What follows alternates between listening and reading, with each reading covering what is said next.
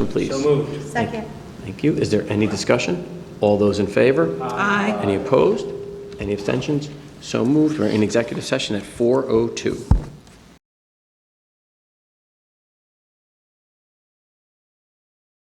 So, Mr. Just, shall we make a motion?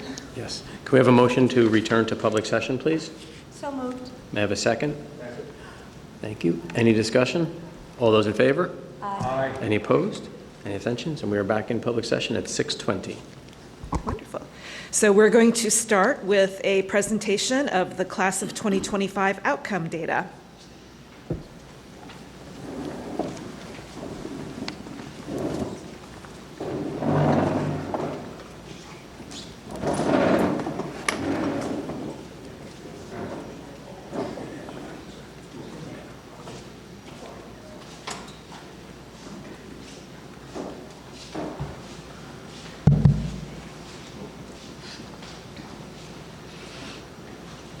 Hi, good evening. I'm Laura Kaplan, Director of School Counseling, with Allison Grill, our college counselor.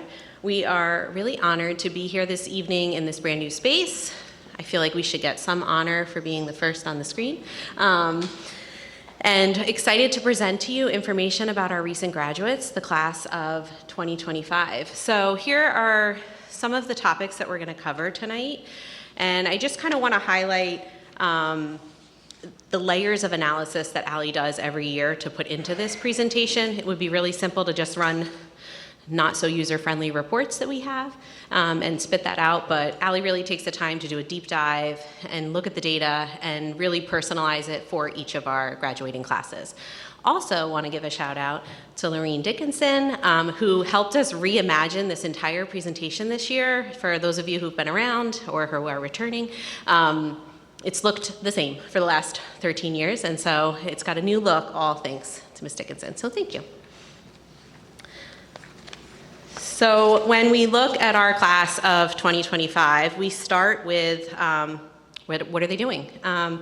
Almost just under 95% are pursuing higher education, which is up pretty meaningfully where it's been in the last few years. When we break it down into those other layers of students who are not pursuing higher education, we have one student who's pursuing a college prep program. They're doing that in hopes of increasing their chances for athletic recruitment. We have 3 students, potentially 5, new information over the summer, who are pursuing a gap year. And that can look different for every student. For these students in particular, someone's doing an internship in sports management, might also be attending community college part-time. Another one is doing their Mormon mission before attending college. And then 2 of the maybes had applied for a program in Germany, which is run by the American and German Departments of State, where they would live with a host family and to attend a year in a German high school to then integrate into the community with the goal of then attending a 4-year school after. Both of those students had deferred admission to their 4-year schools, and so when we first started this data, they were still pending their decisions on that, which is exciting. We have several students, 3 students doing career education. That can look different. One is pursuing automotive, one in the culinary arts, and then that also includes any of our students who stay in district for our 18 to 21-year-old program, our MERITS program. 2 students are going into the Army. Students entering employment, that includes food service as well as retail while a graduate is pursuing an acting career. And then we do have 5 who are unknown. So at the time that they graduated, that they give us this information, they just weren't sure yet where they were going to end up.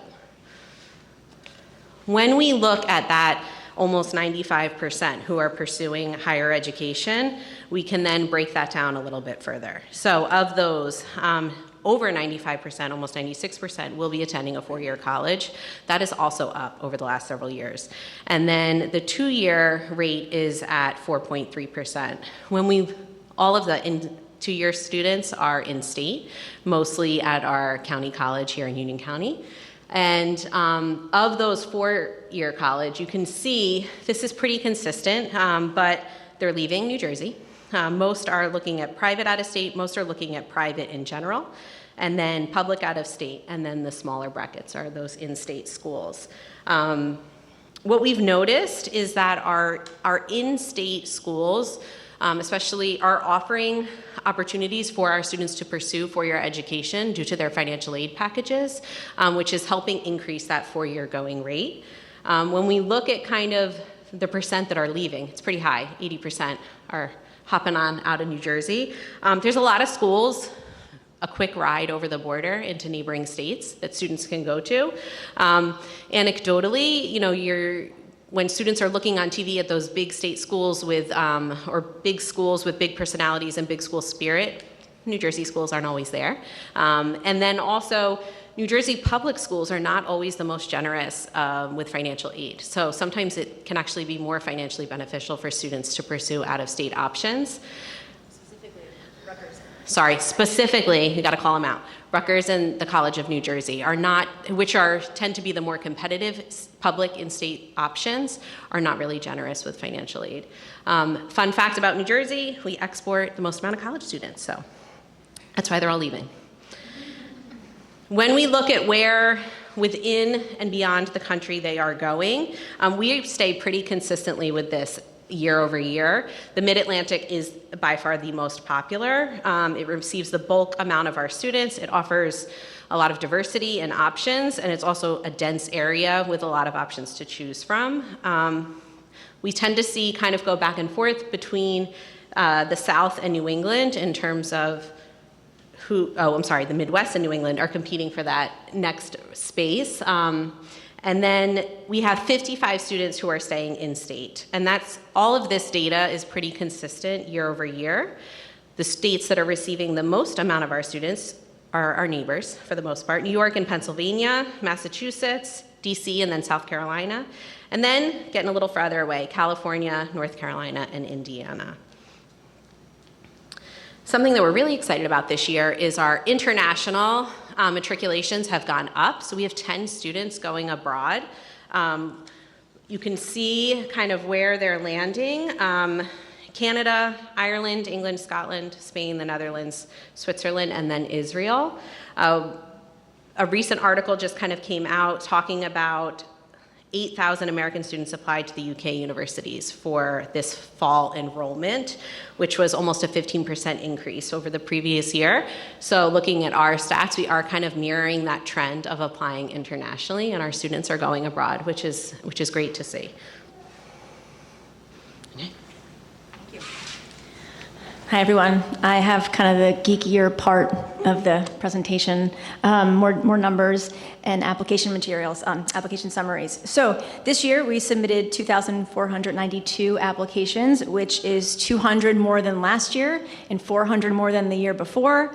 So we are very busy, students and counseling office alike.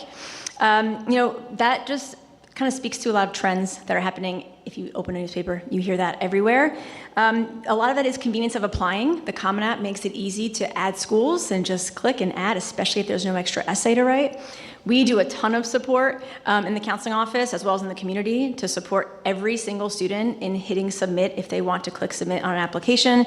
And now the Common App actually has added an extra on a layer called direct admissions, where a student can log in to their Common App after completing preliminary academic information, and it tells them where they're admitted. There are colleges who are admitting them based on some preliminary academic admission information. If they click on that school, they can apply and they're guaranteed an admission. So that also drives up some applications, meaningful or not, I'll let you decide, but that could be a way for a kid to guarantee an admission somewhere, and then for a school to get an applicant they wouldn't have otherwise received. So that's going to drive up applications marginally at our school. Our kids are pretty, are pretty good about knowing where the meaningfulness of their applications are going. We also track test optional admissions, and so that is students who apply to at least one school without test scores. So there are still over 1,000 colleges that don't need testing as part of their profile. That number is 52% down from last year, which was 56%. And so that number might creep down a little bit as more schools revert back to testing, especially more popular schools like Ohio State and University of Miami. So that might dip as students have to kind of, again, begin testing to see if they want to get into those schools and have a competitive application. As corroborated in the breakdowns that Laura provided, we love large public out-of-state schools, and 19 of the top 25 most applied to colleges are public. So let's take a look at that. So I'll give you a chance to kind of check out this chart. 19 of these are public schools, as I just mentioned. And Rutgers obviously is still the most popular school to apply to, as it is our flagship school. They joined the Common App last year, and so that caused a spike in applications. And so that obviously is why we see so many more students applying, which also leads to more applications to Newark and Camden, because it's all part of the same application. Penn State is a big draw for our students. Obviously, their school spirit, their sports, the brand name on TV. Distance from home is kind of nice too, right? They can get away, but be home in a couple hours. There's no additional essay, and there's a diversity of majors. It checks a ton of boxes for our students, as some of you know in the audience. Ohio State is an overlap, I would say, with Penn State, but it gives students a campus near a city, which our kids love. Also has no essay. We send a ton of apps there, and last year we had 13 students go, fewer this year, but that number, I want to see how that number changes in applications as they become test required. Some students may not submit their apps if they're under score for the score range. Northeastern, always popular. Again, no essay there. Great college town, strong liberal arts with pre-professional schools, and students are really excited about the opportunity to try and get to Boston. Maryland still cracks the top 25, even though we've had no matriculations in the past 5 years. I have to figure, I don't know what's going on there. One year they didn't admit a lot of kids, and I think they got upset about that. But we'll see. We have a lot more interest. It always makes our top 25. Wisconsin has crept up slowly. As the University of Michigan gets so selective, Wisconsin is a great overlap option for students. And so we see that becoming more of the, I got to add, if I'm going to put Michigan, I got to add Wisconsin. Lehigh and Syracuse, always popular options for our students. They offer that big school spirit, D1 sports, diversity of academic programs, but smaller environments. So it's kind of that Goldilocks size for students. So we have a ton of apps there. Overall, the continued trend is of students applying to more public schools for all the reasons we've mentioned. These are the most matriculations we've received. So obviously, our county college always receives the bulk of our class. I think that's been pretty consistent year over year. And that's a great start for students who know they need to start there either financially or academically, so we're okay with that being there. Though we submitted so many apps to Rutgers, we only have 8 matriculations. It's harder to get into New Brunswick, so though we had 96 apps, we didn't have as many admits. They have great support for the lowest income students, but they are not particularly generous with merit aid for our top kids, nor are they generous for our middle income families. And so, to be honest, some private schools out of state and public schools out of state could be cheaper than Rutgers. And our families are savvy, they know that. And so they're comparing those financial aid packages and making choices. So out of 95 apps, we have 8 students going there. Next, we have 2 publics and 2 privates weighing in with 7 matriculations. People aren't scared of the Syracuse price tag. I am. However, they may be reevaluating their distribution of their merit money this year. If anyone read the New York Times this year, they didn't meet their enrollment goals because they're a little stingy on the front end. They just expect people to pay. And then they had to dig into their pockets in May after deposit day to attract more students to deposit. And so I think they might give a little more on the front end this year to meet those goals by May 1st. Binghamton, this school is a solid, best public school for ROI in our region. Again, 3 hours away, nice distance, and really diversity of programs and great career outcomes. And our next is a mixed bag in the next group, 5 matriculations to each of these schools. Fun fact, I was at Penn State 2 weeks ago for their counselor event, and I learned that Summit High School is the #2 feeder school for Penn State in all of New Jersey, behind Livingston.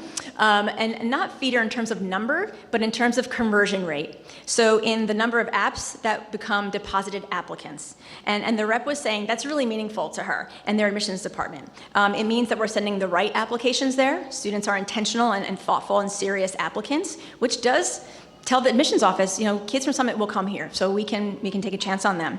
It also means we have a great relationship with the admissions department. I just joined their advisory board for this upcoming 2 years, and that helps me and the counseling department help students make better decisions about fit at Penn State. There are so many programs at Penn State, that it's really helpful to have kind of not an insider information, because it's clear, they're very transparent, but knowing that our students go there and come back with feedback, and I can talk to admissions very candidly, that helps our students matriculate.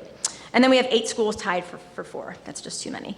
Drops from this list would be Michigan. We had 7 enrolled last year. We had 1 this year. There was a lot of waitlist activity last year, so that is how our numbers creeped up. Not this year. Waitlist was not generous to students this year, and we only had a few acceptances. A slower year for Wake Forest. We had 10 matriculations last year, 8 of which were early decision. This year we had 3, and Ohio State, we only had 3 this year compared to 13 last year. So it ebbs and flows. Early decision. So early decision is that binding commitment to a first choice institution. Some schools offer 2 rounds, so you can try and hedge your bets at one school. If you don't get in, you can try ED2 somewhere else. Overall, we submitted 116 applications, which is similar to last year. That's pretty on par. 15 of those include early decision 2. So those are students who tried to get in early decision at a later round. 7 of those students applied both ED1 and ED2. That's a total of 109 unique students applied early decision, and that's a 38.6% of the submitted applicants applied early decision. That's pretty much on par with our highest, which was last year at 39%. So more than a third of the class is exercising that early decision, the early decision policy and pathway.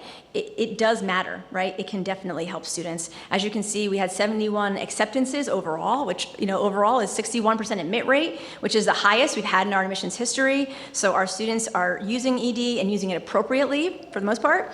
They're applying to best fit schools, maximizing their chance for admission. ED does not always work at unrealistic reaches. I will say that. I think a college rep one day said, a little tongue-in-cheek, it can heal the sick, can't raise the dead. And I was like, oh gosh, okay, well, that's a way of putting it. So we use ED appropriately, and not just kind of throwing your hat in any ring you're not appropriate for.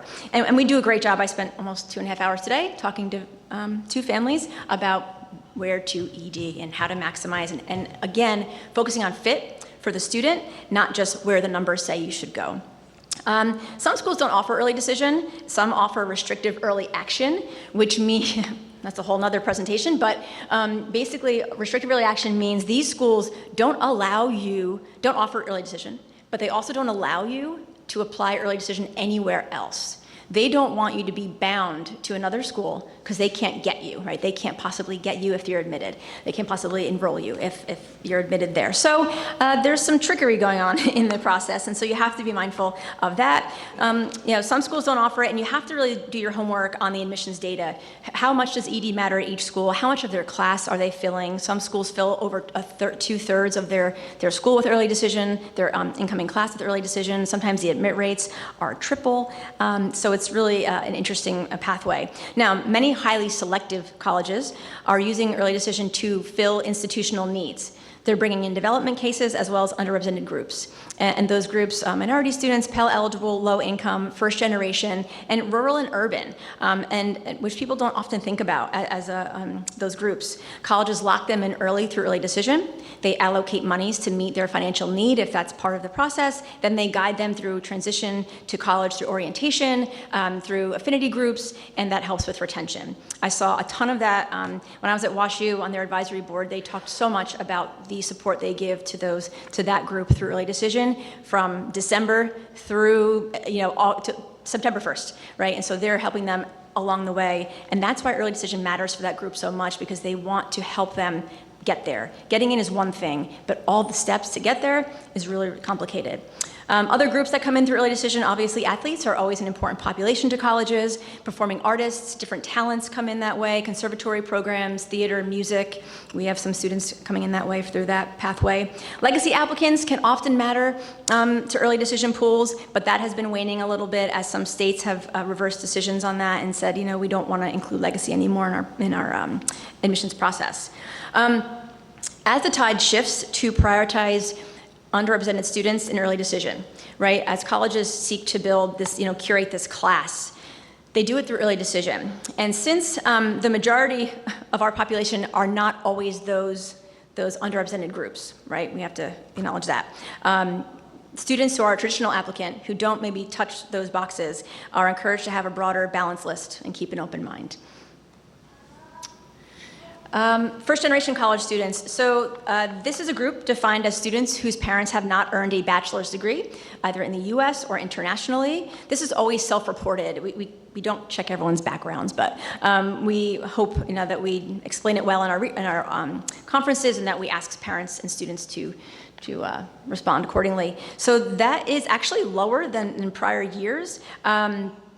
We have 36 this year. I think we had 45 last year. So it's typically around 20% of our class. This year is 12.2%. But this group is going to college at great rates. So 94.4% of our first-gen kids. I was a first-gen kid, so I did not have this kind of support in my high school. They were great, but it was not, it was not as intense as it is nowadays. Why this population matters, right? This population is important because colleges have done research that shows that adults with a college degree, on average, earn more over a lifetime. They are engaged in their communities. They are happier, right? Life satisfaction is greater. And so, if that conversation doesn't necessarily start at the home, all the time, colleges want to be part of that narrative of changing that, that trajectory for that family or that student. So we're really proud of that, of those numbers. And I will say part of this also is the strong college-going culture we have here in Summit. I think students who come up through the elementary school and the middle school come to high school saying, I'm going to college. Like that's what I do here, right? And so that's part of these numbers. It's also a testament to the support we have in the counseling office, and I'd be remiss if I did not mention the support in our community through the PEP program, through Destination College. We have feelers out everywhere, and they're texting me at night and they're asking me questions, and we're constantly dialoguing about these students. If they knew how much we talked about them, they'd be like, what?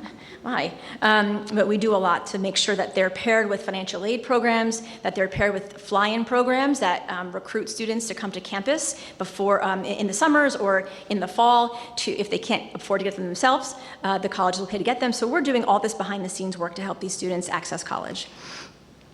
Similar groups, sometimes overlapping in this group, are low-income students. This is an important group to encourage education, higher education, as a means towards social and economic mobility. Obviously, that's kind of, that's inherent in this. For this report, we identified those who received free reduced lunch as reported in Genesis. So it does not capture everyone who might be in this population. Some families don't complete paperwork. Some students say, well, I go home for lunch, so I don't need free lunch here, or I bring my own lunch. There are other benefits to it, and we try and encourage them to apply. But, from those who applied, 62 students, which is up from 45 students last year. This is, maybe this is up because of our demographic is changing a little bit, or because of, dedicated efforts to make sure students are applying. So we're not sure why it's up, but that's the number this year. Of this, 51 are pursuing post-secondary education, which is 82% of the group. It's still higher than national averages, and you can see the breakdown in other areas as well. We're always looking to increase the number of apps and acceptances for this cohort, of course. Just like first-gen kids, we want students to know that money does not have to be a barrier, especially with our in-state programs that serve students who whose families make less than $65,000. Rutgers, Kean, Montclair, I can name probably 10 of them. If your family makes less than $65,000, you go tuition free. Then there's a graduated scale for $80,000 and so on. And so we see more students choosing those four-year options because colleges are removing that barrier. They're saying you don't have to pay that much money to go to college. We can make this work. You may have to commute, and that's okay for some students, but we're seeing this number go up because of those programs. But again, those are for the lowest income. Middle income, it's a little tough, right? I gotta say, there's not a lot of programs for middle income families at our public schools. The other thing is, we are always helping students interpret financial aid award letters. That, I think, is one of the biggest barriers that I noticed when I started working in this role, is that students don't know how to interpret financial aid. They don't know how to apply, first of all. How many times did we sit in our office with students and we were pushing buttons? We're saying, bring in your tax returns, bring your parents' W-2s. What is that? Don't worry, just look for a W-2 on top. Like, we literally tell them, bring in these forms if their parents can't help them. Some kids say, my mom works three jobs. I can't get her to sit with me and do this for an hour. My mom doesn't speak English, right? So we're doing this with students to help them understand that money isn't the barrier. life can get in the way, right? There are some students who choose not to go to college because they have to work to support their families.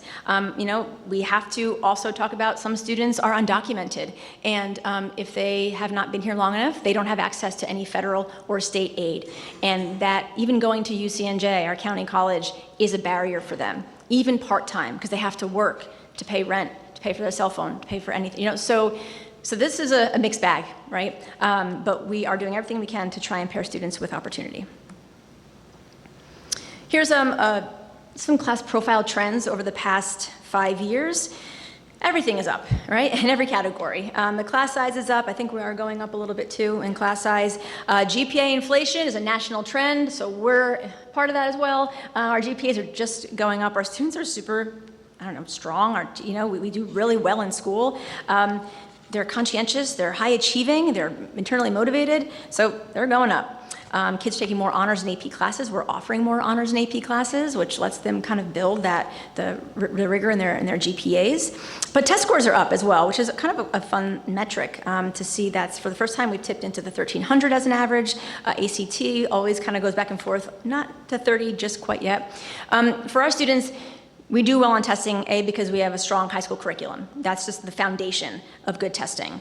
I think maybe we're recovering from a COVID slump where some students didn't access test prep, decided not to test, and I see more students accessing test prep more than ever. We could see some shifts in the ACT. They're moving to a digital format. They're getting rid of the science section as part of the composite, much to the cheers of many students, and so that number might be going up. All right. The amount of apps increased this year, as I mentioned before. And it's, some kids say, let's just see what happens. And it's not a lottery. But that also attributes to this number as well. For the most part, our students are applying thoughtfully. So though the number of apps per student went up, again, we talked about why that might be. It's really the convenience of applying. Our students are not over-applying. We don't have kids, we have a handful of students who over-apply, a handful. And it's a lot of money on their end, and a lot of button pushing on our end. But for the most part, our students apply to a realistic amount of colleges. 10 to 12 seems to be the average, like more, this is the aggregate, but 10 to 12 seems to be like that, the middle. And then the college trends. So looking at past years, our 4-year going rate is higher than the past, no doubt helped by some students choosing 4-year over 2-year. ED numbers are still high. I think we're going to stay above that 35, 36% for a long time, especially as early decision becomes more advantageous every year, and students are using that to their advantage. But again, early decision has to be a family decision. It's financial as well as personal. First gen and low income numbers are pretty consistent. We're always going to be in that 90 for first gen, and my goal is to stay above that 80% for free and reduced lunch. And obviously always looking to increase. And so finally, just some continued trends.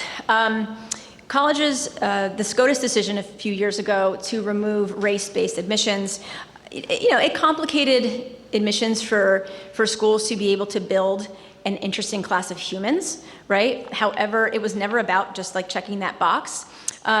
Colleges continue to emphasize building a diverse class. I'm on all the webinars, all the, advisory boards. That is a conversation. They are not deterred by this decision. And these groups cover a lot of different things. Like I said before, beyond low-income students of color, it's also international students, right? The rural and small-town groups are really a dynamic that is being targeted by a lot of school district, by a lot of a lot of colleges. And then a lot of our larger, I would say, or maybe more competitive private schools are looking in their neighboring urban districts. Again, at WashU, they've really made a play for the Heartland and downtown St. Louis. And so those seats are being held for those kinds of students. And unfortunately, that will squeeze some seats for our kids. The most obvious way I've seen colleges still capture these groups are through new essays. So there are a ton of new essays, much to the students' chagrin, but they are capturing identity and community of the applicants. And so regardless of, again, that box that they check, it's more about the lived experience within whatever the context of your life is, and your life stories, your talents, your skill sets, and how that adds to our campus. And so that is how colleges are being very intentional about still recruiting an interesting group of humans. Surges in applications. Rutgers, New Brunswick, obviously, as we mentioned before, surges in applications. It's surging because there's uncertainty. Test optional policies means that more kids are going to be throwing their hats in the ring, the convenience of applying, as I mentioned, and media hysteria. But what happens is it's happening at a certain group of colleges. It's not happening everywhere, right? It's happening in this certain tier that everyone's heard the names.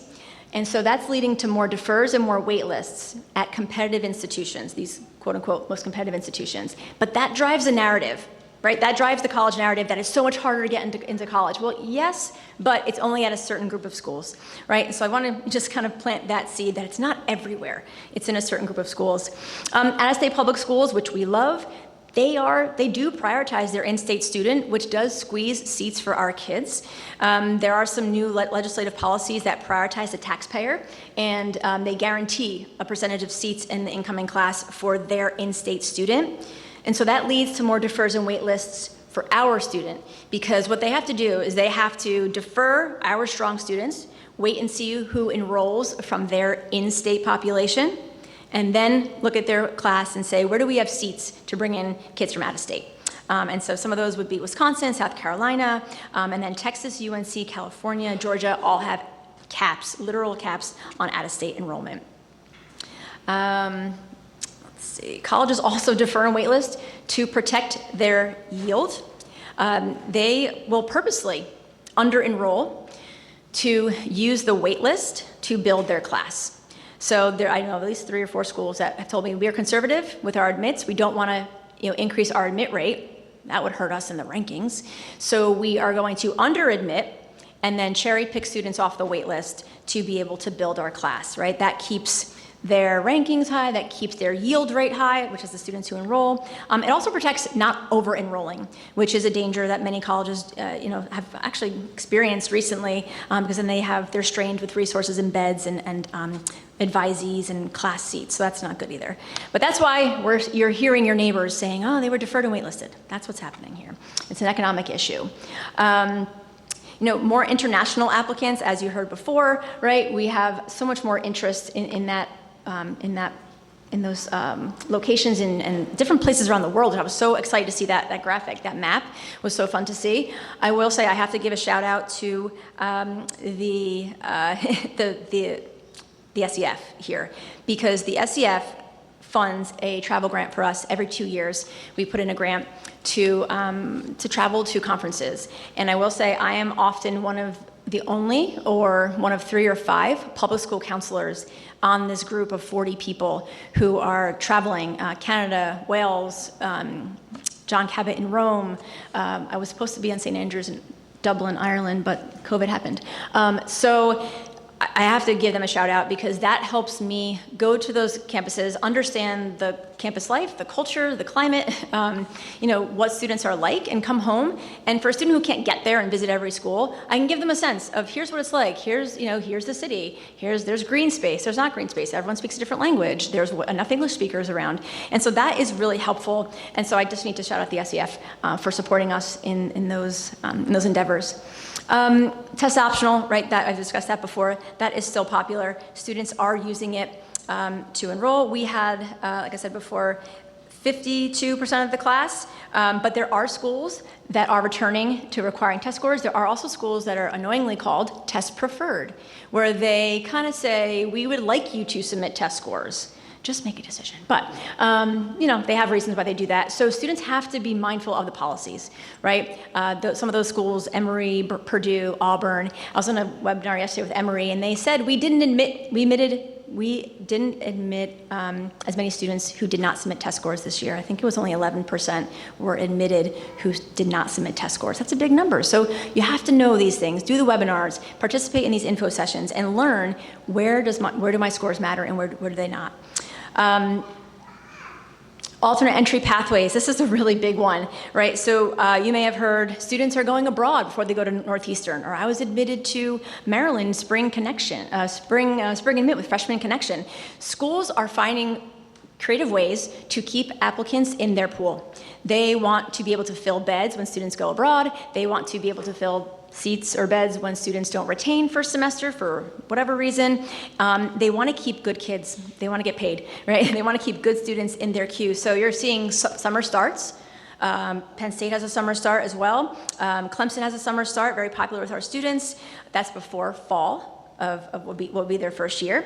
Then we see a lot of spring starts. We don't have room for you in the fall, but we'd love for you to come to us January 2026 or 2027. This will be 2026 for this class. A lot of those students. Then we have some schools that say spring start, but we're going to send you abroad with our unique experiential program. You're going to go to London or Greece or Paris, right? So they send them to this really exotic destination first with a cohort of those students from that school. Then they start on main campus. Then we see guaranteed transfer where you go somewhere else for a year. And if you're successful in that school, you guaranteed your seat in that other school. Mandatory gap years, alternate campuses. Colleges are being creative, right? They need to keep students on their campuses or in their applicant pools, and that's the way that they're doing it. So, long story short, students need to create a more balanced college list because of all these things. But these are things they need to be mindful of, and I think we do a great job of helping kids build lists. I actually will look in December every year before January 1st. I go through every college list, and if there are no likely or safety schools on a student's list, I email the student and the family and just say, hey, this list is a little top-heavy. I appreciate your ambition, but I might recommend maybe this school or that school that would be a likely fit for you. So. And then here is the fancy list of matriculations. I don't know if you can read that in the bleachers, but this is our list. The asterisk indicates multiple matriculants at that school. And for those, if anyone's wondering, the Ivy admits and Ivy-like or Ivy-adjacent admits, we have a great balance of athletes and non-athletes. So it's not only kids going to play sports.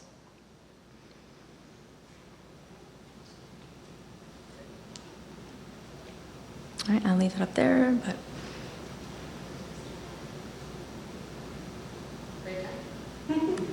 And that's it. Yeah, thank you That's so it. much. I know this is a lot of information to digest, but really kudos to Ali for diving deep into that data and contextualizing this class that we're really, really proud of. They're fun too. Questions? Yeah, return to the thing. Thank you. All right.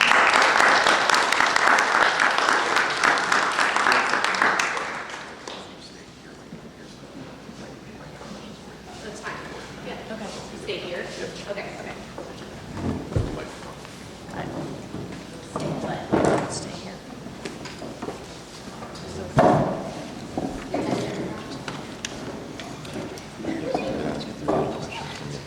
So are there any questions from the board?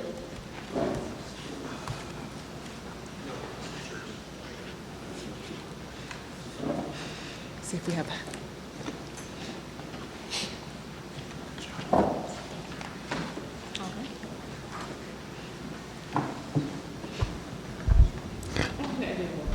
Okay, we'll leave it. Ally, you humbly mentioned that you were on advisory boards for certain institutions. Yes. Knowing that work, knowing that work and the work that you do, I think it's important for you to probably explain to the community why that's important for a public school like Summit High School to have a college counselor who is actually that deeply engaged and connected to institutions. Yeah, that's a good point. I take it for granted that people know what that is. So colleges often, they're in the business of marketing. They're selling a product as well, right? And so they need to know how to adapt and change. And though they travel, what many colleges are doing are they host what are called counselor advisory boards, where they will recruit counselors, usually it's 12 to 15 counselors from around the country and or world in demographics or markets or areas where they know there's people who are available to do this and interested in doing this, but also where they want more information for that demographic. So I would represent a, public school, medium-sized public school, high-achieving public school in New Jersey, or at least, this region, kind of you talk for the Mid-Atlantic. And then they have private schools from all over the world, people, and public schools from more urban, large districts. New York City often, we'll be on the same plane going to this college, and we'll say, oh, you're at a charter school in New York, you have 60 students, right? And I'm from Summit High School, right? And so you hear this diversity of perspective, which helps inform their admissions processes. And so, I'm learning while I'm sitting there and hearing all this, because I'm behind the scenes, but they're learning from us as well, what we're seeing in our communities, what our students are struggling with. How can WashU get more students from New Jersey to visit? That was a big question, right? Why are they not visiting? They're getting in, but they're not coming. How can we get them here? I said, give them a voucher, travel voucher, right? So, different things like that. And so being on those has broadened my mind to different kinds of schools too. So I'll be on Penn State, I'll be on Hobart. Those are two very different kinds of colleges, and so I'm learning the ins and outs, but it's a really interesting perspective to see what colleges struggle with. They don't always tell you, but that's what a counselor advisory board does. I have more of a comment than a question. Just wanted to say, having my daughter just go through this process, wanted to thank you both and your teams for the outstanding work and support that you do for all the kids. It was really outstanding. Thank you. Yeah. Sorry I missed her when I was there for this summer day. I was looking for her, but I didn't see her. I had a very tight schedule. Any additional questions? All right, thank you both Thank you very much. Thank you. So we're going to move on with the president's announcements. So good evening to everybody, and I hope everyone has had a restful and restorative summer. Our school district has spent much of the summer preparing for the new school year, and the recent cool days that we've had over the last couple of days feels like a sign that fall and back to school are right around the corner. So we're very excited for the great year ahead. Earlier this afternoon, many of us joined the ribbon cutting for the newly renovated Summit High School Library Media Center, where we're having our meeting tonight. The transformation is remarkable. There's more flexible space, there's dedicated areas for STEAM learning, and there's room for students to collaborate and create. And we're just so excited to see what the students can accomplish in these new spaces. Last week, I had the opportunity to welcome our new staff to the district, and next week, our teachers return. Energy is high, and so is our gratitude. I just want to thank all of our administrators, our teachers, and our staff for your skill, dedication, and commitment to our students. We take pride in the work happening across our K-12 schools in Summit, which benefit our children now, day to day, and into their futures, which we just saw demonstrated by the great results of our 2025 senior class. So to our families and students, welcome back. On behalf of the board, we're ready for a year focused on excellent teaching, strong student support, and engaged families. Thank you. So we're going to go out of order on the agenda just a little bit. Mr. Jess, are there any additions and revisions to the agenda? Yes, Madam President, thank you. There are 3 additions and 1 deletion. For addition, they are all under personnel. Item A, we're adding the appointment of new staff pending criminal history review and background check. The first is Mia Arana. The second is Julia Haviland. Under item G, we're appointing the following substitute teacher pending their criminal history review: Johnny Jonas at $125 a day. Under item JJ, we are approving the following fiscal year 26 salary adjustment due to an advanced degree for Abigail Emerson. And under personnel, we are deleting item L. Thank you. Thank you. And next we have the superintendent's report. Thank you, President Cohen. Welcome to the 25-26 school year. As the president had mentioned, we have been working diligently over the summer preparing for the opening. This is the first board meeting of the year, and we are really, really excited. And one of the things we are most excited about is welcoming some of our new hires. So for those of you on the board that may remember, I'd like to invite new hires to the board, so I can announce their names, have them stand up so the board can see them, and we celebrate them joining our team and look forward to their contributions. And I'm going to start with, when I call your name, please stand up. Jessica Bruner, school social worker, Jefferson Primary Center, Jefferson Elementary School, and Wilson Primary Center. Welcome. Justin Grossman, instructional facilitator at both primary and elementary schools. Marissa Bruder, school social worker, Jefferson Elementary School. Josephine Blundo, grade 2 teacher, Franklin Elementary School. Mia Arana, cycles STEAM teacher, Lawton C. Johnson, Summit Middle School. Christine Coleman, math teacher, Summit High School. And I believe Catherine couldn't make it, but Catherine Krakowski, French teacher at Summit High School. So once again, congratulations, and we look forward to your contributions. So we would like a motion to approve these new hires. Second. Any discussion? Mr. Mahecha? Yes. Ms. Justice? Yes. Mr. Hanley? Yes. Mr. Gunderson? Yes. Mr. Cho? Yes. Vice President Kelly? Yes. President Cohen? Yes. Motion passes. Congratulations. It's official.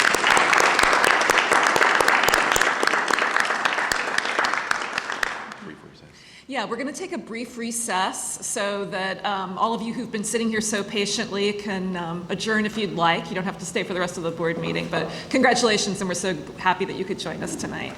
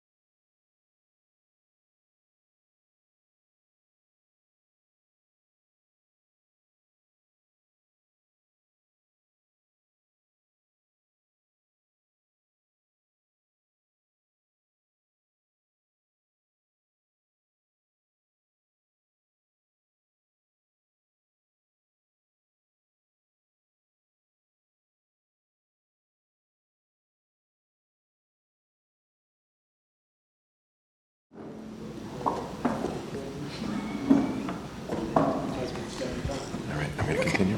Let's continue. Okay, continuing with my report. Over the summer, Summit held its annual Summit Educator Training, or SET, program to welcome our newest staff members to the district. Around 35 new staff members participated in a lot of important information throughout the week with presentations from administrators on policies and procedures. New hires also met community partners such as the SEF and Summit Free Public Library.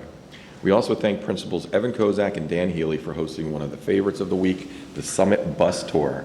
We take this new hires around the city in a bus showcasing local landmarks to help new staff members become acclimated to the city of Summit. Summit is excited to welcome all our new teachers and staff back on Wednesday, August 27th and Thursday, August 28th for staff development days. Student teacher assignments will be available to view in the parent portal on Genesis this Monday, August 25th at 3 p.m. Annual required forms are available now in Genesis for parents and guardians to complete. First day of school for students is Tuesday, September 2nd. I'm excited to announce, in part of our Investing in Our Future initiative, that the middle schoolers will enjoy air conditioning throughout the building on the first day of school. Additional completed projects with Investing in Our Future include this space right here in the high school, the Library and Media Center, the Drama Chorus Room, the middle school cafeteria, 2 new instructional spaces at the middle school, the lower turf field. We had our official ribbon cutting, as the President mentioned here, ceremony today for these spaces. And once again, I want to thank past and present board members for their support of this initiative, as well as the high school administration, the media specialists who had to be flexible with schedules and alternative spaces all last year. Before you know it, back to school nights are going to be upon us, so the back to school night schedule is as follows. The elementary schools will be September 10th at 6:30 p.m. The middle school is September 11th at 6:30 p.m. The JPC is September 16th at 6:30. WPC is at September 17th at 6:30, and Summit High School is the 25th at 6:30. I'm excited and proud to announce that our year-long process of going through a strategic planning process is almost concluded. We have our 5 board goals in very important areas to guide us for the next few years. The last step of the process is to develop first-year action plans, and we're almost there working within the administrative ranks to do that, and we're really excited for what the future holds for Summit Public Schools. I'll be sending out my parent welcome letter tomorrow. In that letter, we'll be referencing the new board policy on the student use of electronic devices, which includes cell phones. There will be greater emphasis on consistent enforcement of this policy and the regulation at the various grade levels. In addition, the administration has been discussing a healthy balance with the use of screen time in the classrooms. It's actually something that was discussed and valued during our strategic planning process with members of the community. Finally, I want to thank our Director of Facilities, Chris Bick, and all the custodians and maintenance crew. They work tirelessly to prepare our schools for the school year. Needless to say, our schools are clean and in wonderful shape to welcome our students and staff for the 25-26 school year. And that concludes my comments, Madam President. Thank you. Next on the agenda, agenda items 7, B, and C, Superintendent's recommendations on the HIB investigations and suspensions. Do I hear a motion? So moved. Second. Any discussion? Mr. Mahecha? Yes. Ms. Justice? Yes. Mr. Hanley? Abstain. Mr. Gunderson? Yes. Mr. Cho? Yes. Vice President Kelly? Yes. President Cohen? Yes. Motion carries. Next up are our committee reports. So beginning with the Education and Student Activities Services Committees.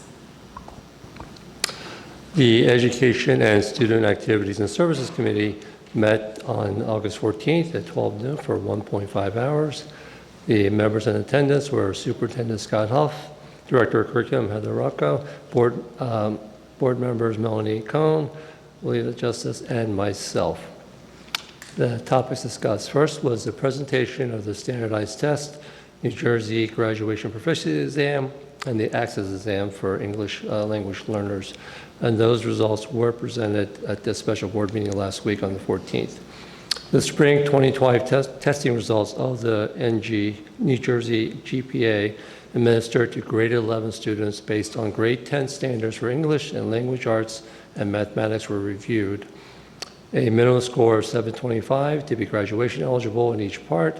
And if they don't meet the minimum, students retake the test in the fall, can be deemed graduation eligible based on a minimum score on an alternative assessment, such as the PSAT, SAT, or ACT.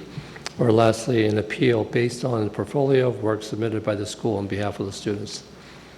The results for the spring 2025 testing were 93.3% passing in ELA and 79.6% passing for math.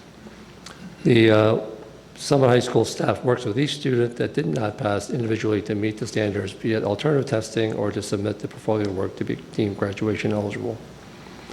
The WIDA access testing is for multilingual learners to assess their proficiency in English. The students, all students in the English language learning program are tested every year in the following areas: listening, speaking, reading, and writing. Based on their performance in the areas, they are scored in the following categories: oral language, literacy, comprehension, and an overall score, which ranges from 1 to 6. Once a student gets a 4.5, they're evaluated further to see if they can exit from the program. For the past year in this entire district, there were 185 students in grades K through 12 who were in the program and evaluated, and based on the test results, 56 students exited from the multilingual English language program in 2025 school year, 30% of the student population.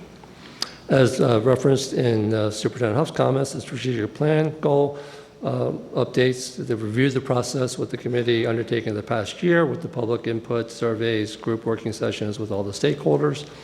And then once the strategic plan and goals are reviewed and approved by the board, they will be presented to the public later in the fall. Staff professional development. Heather Rocco, Director of Curriculum, is leading a project, the Summit Collaborative, to update staff professional development plans for the school year and future school years. It will be a multi-year effort involving administration, instructional facilitators, and instructional coaches to create a new catalog of courses covering all aspects of teaching and education methodologies. Each of the 4 professional development sessions will have a menu of course offerings designed for all levels of experience and a full range of topics. Graduation outcomes. The committee was given a small preview of the presentation that everybody just saw tonight regarding the graduation outcomes for the class of 2025, presented annually by Laura Kaplan and Allison Grill. The principal job descriptions, we've had we had 3 different principal job searches just concluded, and the staff noted that 1 additional position requirement was needed to be added. The position description for the building principals were updated to include at least 5 years of teaching experience as part of the requirements for a candidate to be considered. Staff mentoring plan. Each new staff member hired is assigned a mentor. The mentoring plan is reviewed and updated by HR as needed each year. No material changes this year. And as a follow-up to get feedback, surveys are sent out from new teachers at the end of the year. And then lastly, the curriculum profile template and sample curriculum profile updates. The administration is starting the process to update the links available to the public on the district website for curriculum and state learning standards for K through 12, along with assessment strategies. The updated pages will cover course overviews, state learning standards by subject and grade levels, units of study by subject matter courses, along with instructional resources utilized for each course. These updates will happen over the next several years for the entire K through 12 curriculum. The goal is to have the district curriculum information to be more easily understood and readily accessible for parents and families. There are no board action items noted for the agenda, and the next committee meeting will be September 4th at 12 noon. Are there any questions from the board members?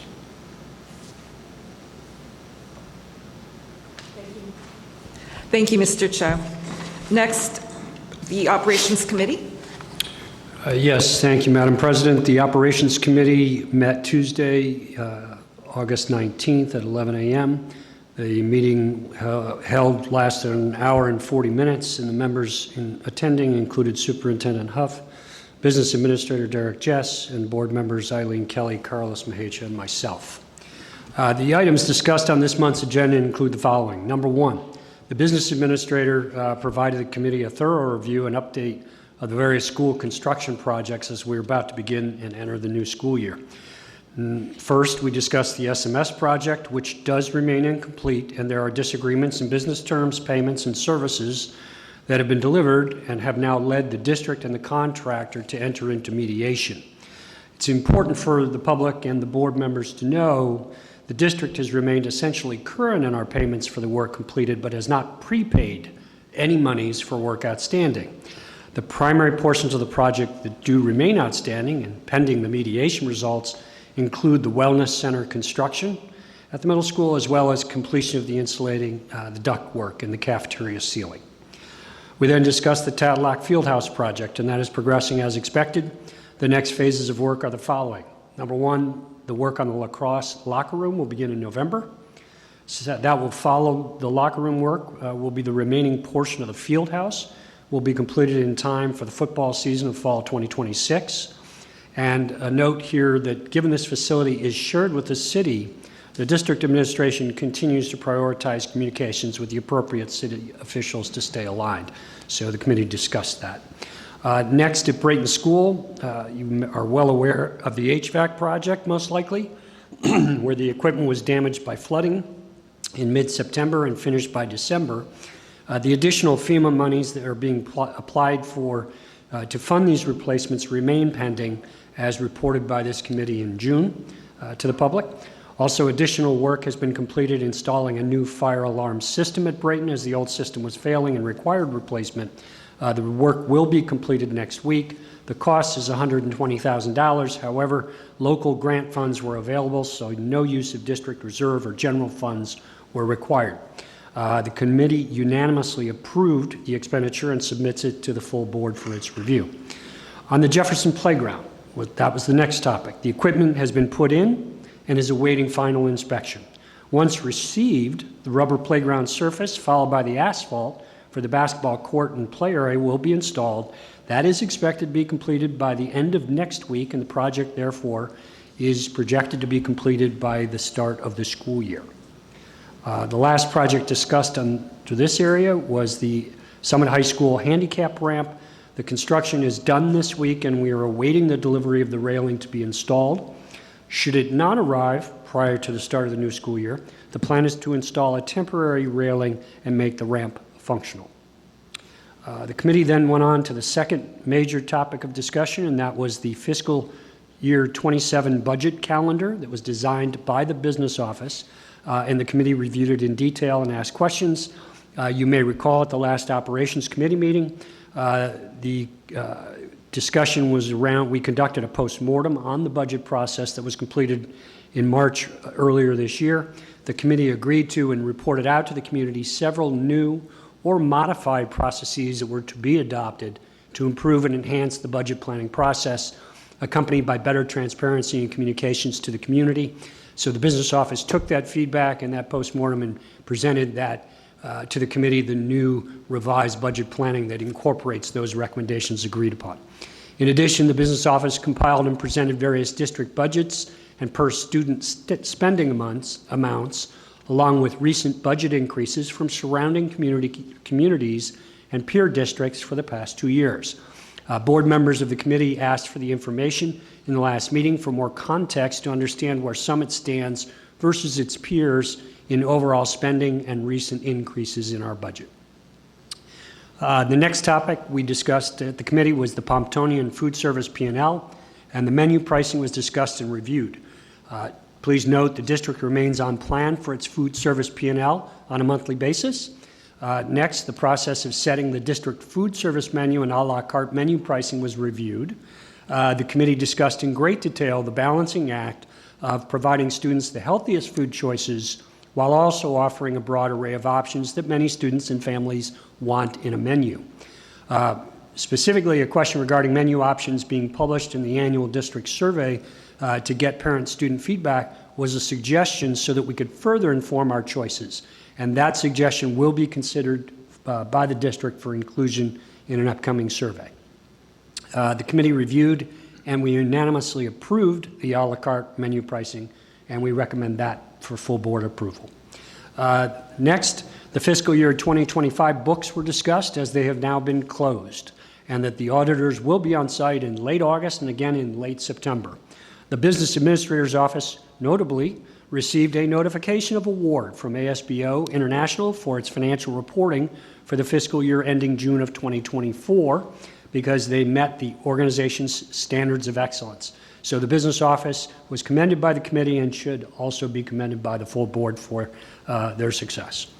Lastly, various additional items were reviewed and discussed that included One, there are a few shared facilities and services between the city and the district. They include things like Tatlock Field, mentioned earlier, the Anderson Fieldhouse, Cornhog Fieldhouse area, and the DPW maintenance of certain equipment.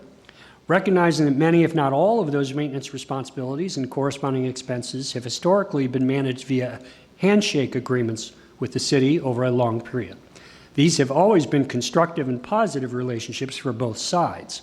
But to ensure these agreements continue, as time passes and administrators change on both sides, they are gradually working to be formalized and documented so there are no surprises or discrepancies in the future, and for the benefit of clarity and transparency for administrators on all sides. The committee reviewed and unanimously approved moving forward with just such an agreement with the Summit Department of Public Works for the maintenance of district vehicles and the services provided. We also recommend that the full board do the same. Finally, the committee also reviewed 2 different reports on our roofs that are not currently under maintenance or replacement, of which there are 4. The discussion went into some detail about additional timing, planning, and budgeting to maintain those roofs, and they were considered with no action taken. Finally, the committee simply reviewed several years of data for the federal fund flows that have made their way to the district to understand the trends and patterns and to consider those trends for future planning. So the committee recommends, in summary, the full board approve the move to formalize the working arrangements with the city's DPW for maintaining our district equipment, mainly vehicles. We also recommend the full board approve the a la carte pricing and menu by Pomptonian for the upcoming school year. And we recommend the full board approve the replacement installation of the new fire alarm systems at Brayton to replace the old and failing systems. Again, no general funds or capital maintenance reserves were required.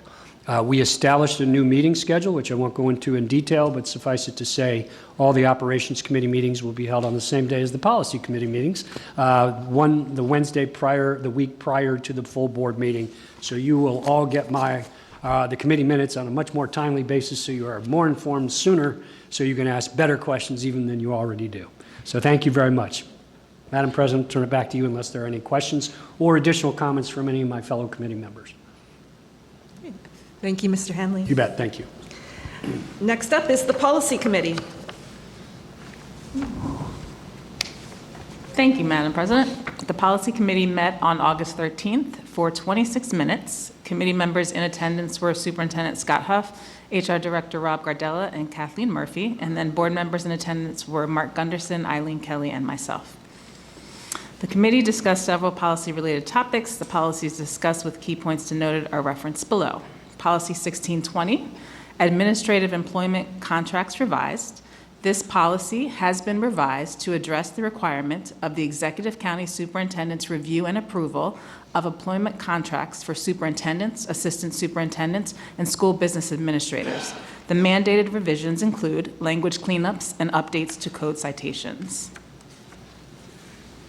Policy 1648.15, record keeping for healthcare settings in school buildings, COVID-19 abolished. The state of New Jersey no longer is enforcing these record keeping and reporting requirements for COVID-19. Policy Guide 1648.15 should be abolished. It is no longer in effect, and we are all very happy to hear that. Policy 5339.01, Student Sun Protection, new. School districts are now required to develop a policy concerning use of sunscreen and sun protective clothing at school or school-sponsored functions. This is a new mandated policy. The policy will not take effect until after second reading in October and will be communicated to all families. Policy 5516 and Regulation 5516, use of electronic communication devices revised and use of electronic communication devices new regulation. Policy and Regulation 5516 have been revised to incorporate new provisions prohibiting or limiting the use of electronic communication devices during the school day. The revised Regulation 5516 provides general requirements and redefines electronic communication devices to include, but not be limited to, cell phones, smartwatches, tablets, earbuds, wireless headphones, and other devices. These revisions were based on a full review of recent practices in our schools and include permissions and consequences that the administration has deemed appropriate by level at this time. The policy revisions and new regulation will take effect for the start of the 2025-2026 school year and will be communicated to all families. Committee recommendations, first reading of policies 1620, 1648.15, and 5339.01, and policy and regulation 5516. Our next meeting will be Wednesday, September 3rd at 9:30 in the district office boardroom. Any questions from the board? I do have one question, maybe for you, Alita, or the superintendent.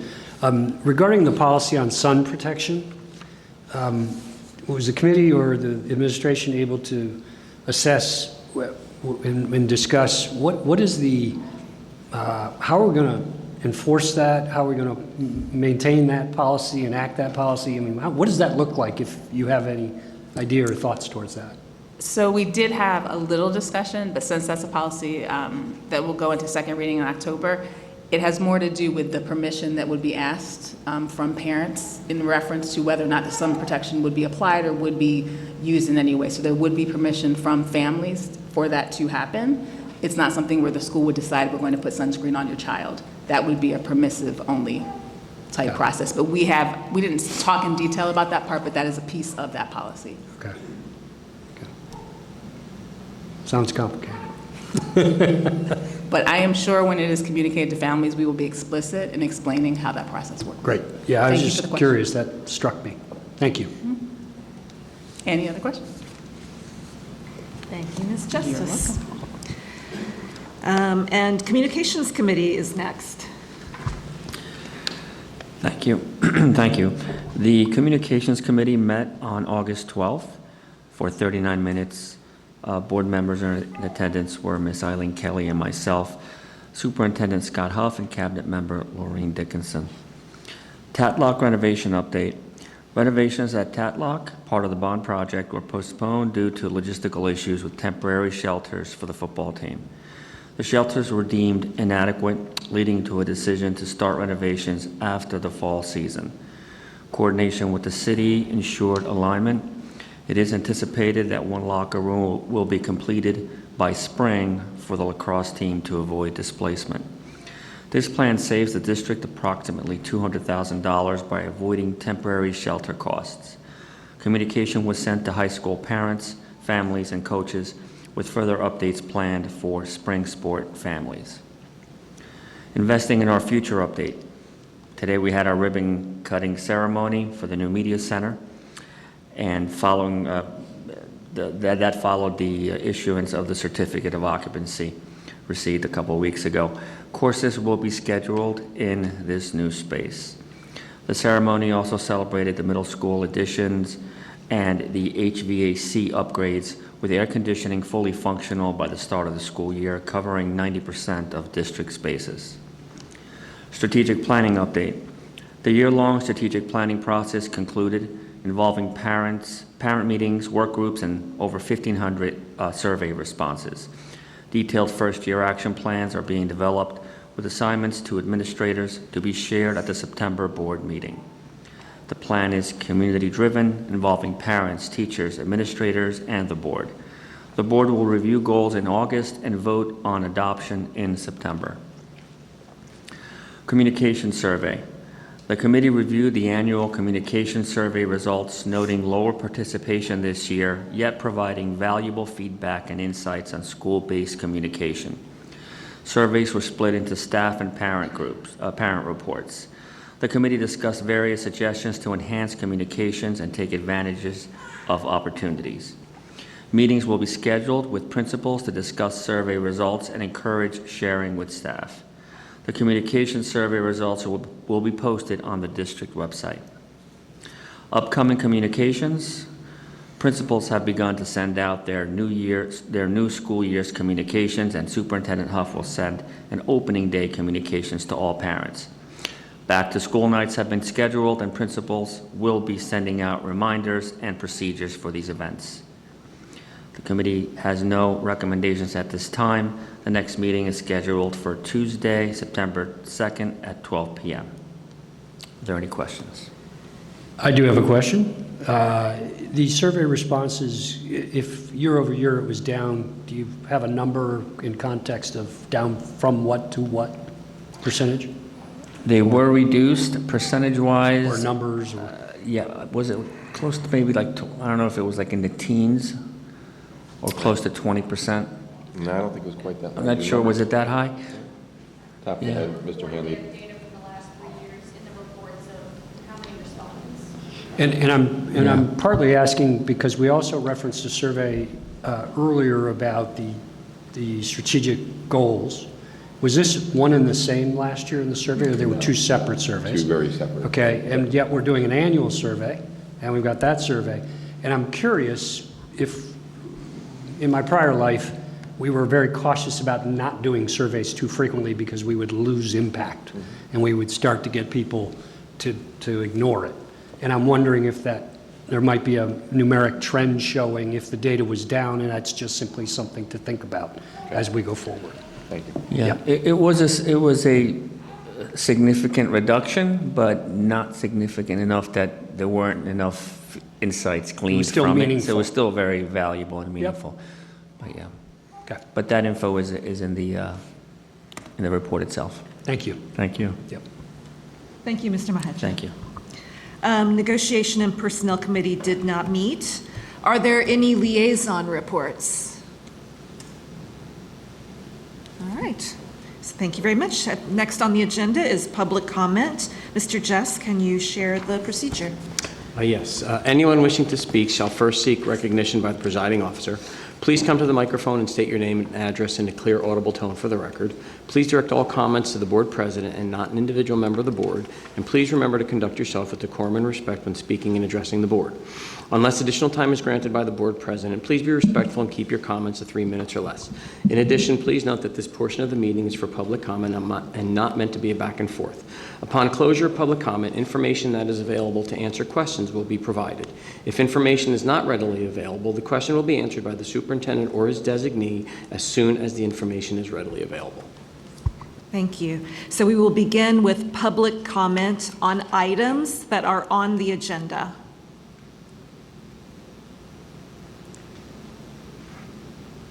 Okay. So public comments on items not on the agenda.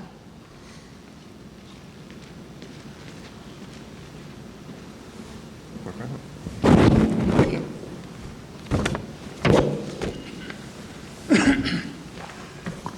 Yes, good evening, President Cohen, Superintendent Hoff, members of the board and staff. I'm Jim Bennett, B-E-N-N-E-T-T, 38 Fairview Avenue.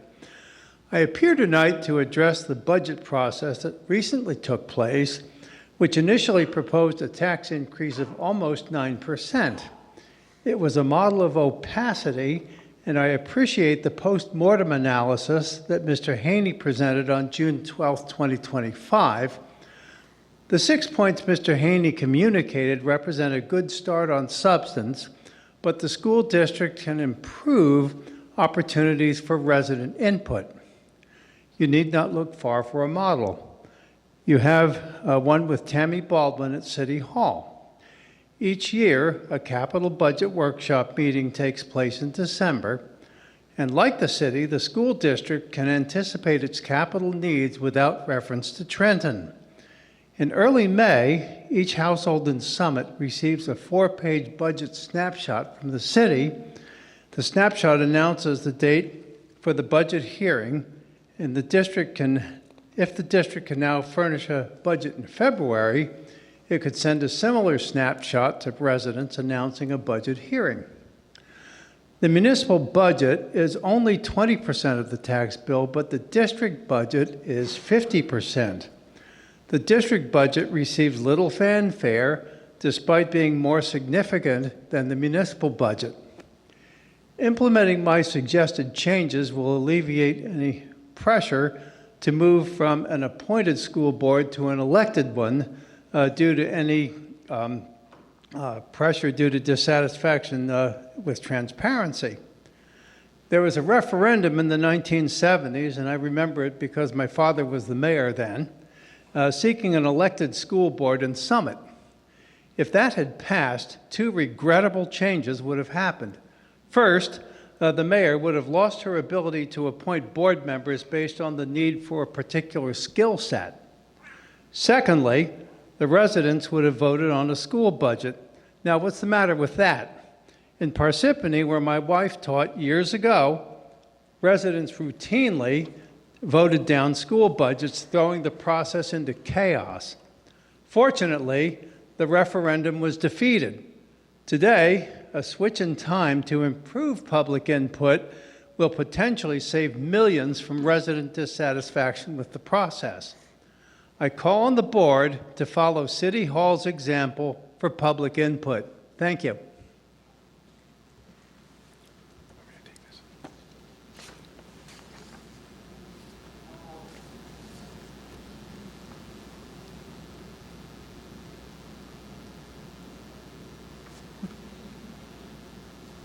All right. Hearing no other public comments, is there a motion to close public comment? So moved. Second? All those in favor? Aye. Any opposed? Any abstention? Motion carries. Thank you. So next on the agenda is the approval of the board minutes. Do I hear a motion? So moved. Second? Any discussion? All those in favor? Aye. Any opposed? Any abstentions? Motion carries. Agenda item 13, curriculum instruction program, items A through F. Do I hear a motion? So moved. Seconded. Any discussion? Mr. Mahecha? Yes. Ms. Justice? Yes. Mr. Hanley? Yes. Mr. Gunderson? Yes. Mr. Cho? Yes. Vice President Kelly? Yes. President Cohen? Yes. Motion carries. Agenda item 14, finance, items A through UU. Do I hear a motion? So moved. Second. Any discussion? Mr. Mahecha? Yes. Ms. Justice? Yes. Mr. Hanley? Yes. Mr. Gunderson? Yes. Mr. Cho? Yes. Vice President Kelly? Yes. President Cohen? Yes. Motion carries. Agenda item 15, school board operation, items A through C. Do I have a motion? So moved. Second. Is there any discussion? Mr. Mahecha? Yes. Ms. Justice? Yes. Mr. Hanley? Yes. Mr. Gunderson? Yes. Mr. Cho? Yes. Ms. Kelly? Yes. President Cohen? Yes. Motion carries. Agenda item 16, personnel, items A through OO. Do I have a motion? So moved. Any discussion? Mr. Mahecha? Yes. Ms. Justice? Yes. Mr. Hanley? Yes. Mr. Gunderson? Yes. Mr. Cho? Yes. Vice President Kelly? Yes. President Cohen? Yes. Motion carries. Agenda item 17, policies and regulations, as put forth in the committee report for first read. Do I have a motion? So moved. Second. Any discussion? Mr. Mahecha? Yes. Ms. Justice? Yes. Mr. Hanley? Yes. Mr. Gunderson? Yes. Mr. Cho? Yes. Vice President Kelly? Yes. President Cohen? Yes. Motion carries. And we are at adjournment. So is there a motion? Moved. So moved. Second. Any discussion? All those in favor? Aye. Any opposed? Any abstention? Motion carries. We are adjourned at 7:42. Thank you.